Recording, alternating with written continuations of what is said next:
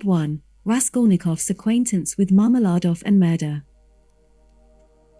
Petersburg in the 1860s, and on a summer evening a young man named Raskolnikov pawns his last valuable possession, a watch, to an old interesting woman whom he is about to murder.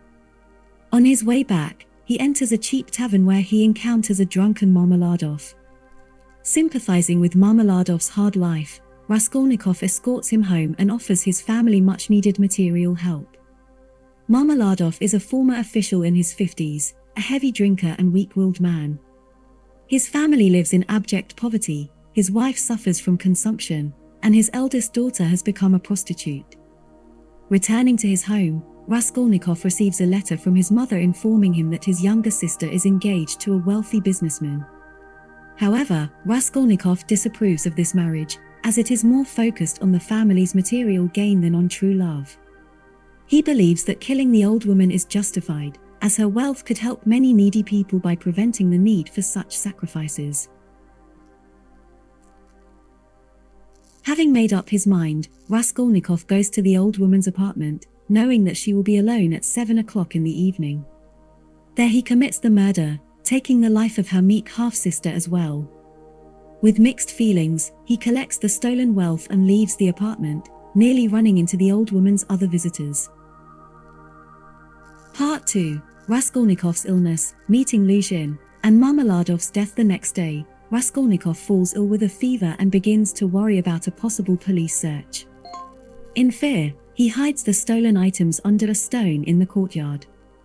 In search of work, he turns to his only friend Razumikin, but eventually gives up the idea. Razumikin, a former student, discovers that Raskolnikov is delirious and nurses him back to health by calling a doctor.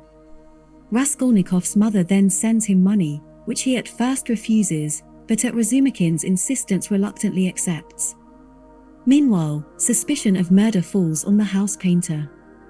Raskolnikov also has a tense encounter with Luzhin, a wealthy businessman to whom his sister was engaged. Later, at an inn, he nearly confesses the murder to a police official. Fleeing from the scene of the crime, he meets Razumikin, but quarrels with him and decides to surrender to the police. On his way to the station, Raskolnikov discovers that Marmeladov is mortally wounded, having been run over by a carriage. The dying man confesses what he has done and says goodbye to his family, leaving Raskolnikov all the money he has to support his widow. Part 3. Raskolnikov's opposition to Junior's marriage and his first meeting with the investigator. Raskolnikov opposes his sister Junior's marriage to Luzhin and argues with her about it.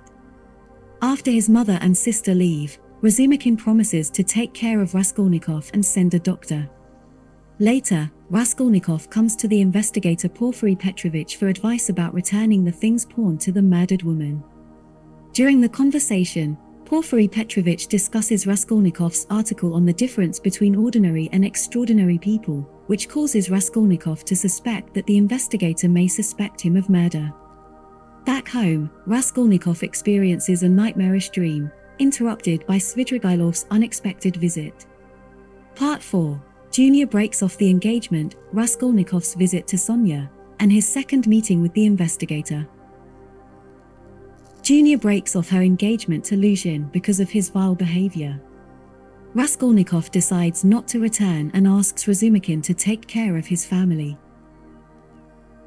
Later, Raskolnikov visits Sonya, Marmeladov's daughter, and promises to reveal the truth about the murder at their next meeting. This conversation is overheard by Svidrigailov, who lives in the next room. Raskolnikov then goes to the police station, demanding that Porfiry either arrest him or release him. Porfiry assures him that he is above suspicion. When they part, the painter, previously suspected of murder, confesses to the crime, which shocks Raskolnikov.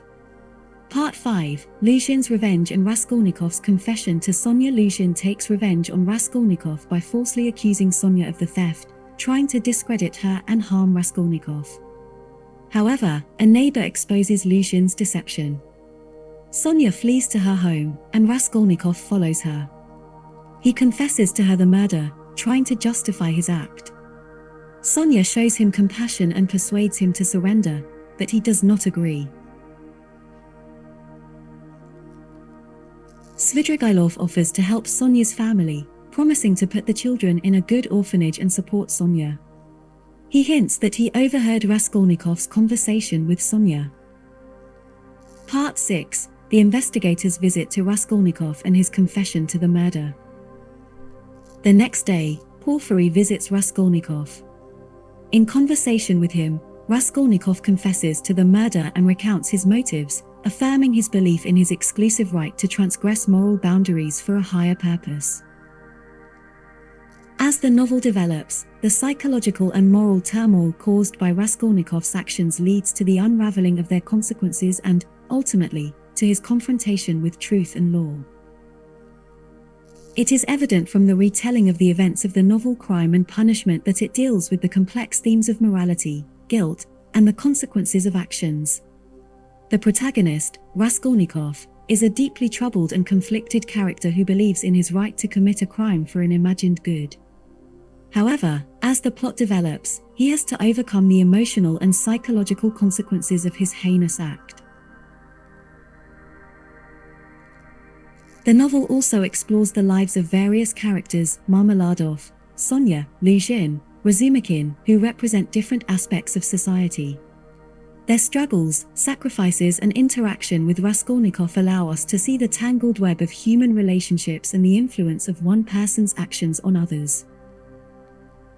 Additional tension in the narrative is given by the process of investigation, which is led by the shrewd and cunning investigator Porfiry Petrovich.